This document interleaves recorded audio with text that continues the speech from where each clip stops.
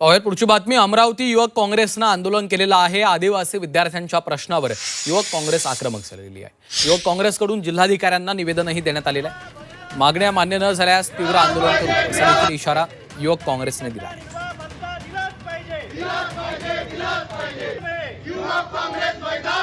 आज संपूर्ण जिल्ह्यामध्ये आदिवासी विकास विभाग मार्फत पंडित दीनदयाल उपाध्याय स्वयं योजनेअंतर्गत त्यांना जो निर्वाह भत्ता मिळतो त्या विद्यार्थ्यांना तो या वर्षभरापासून मिळालेला नाही आहे। आता मार्च अखेरीस आम्ही काही अधिकाऱ्यांशी संपर्क साधला।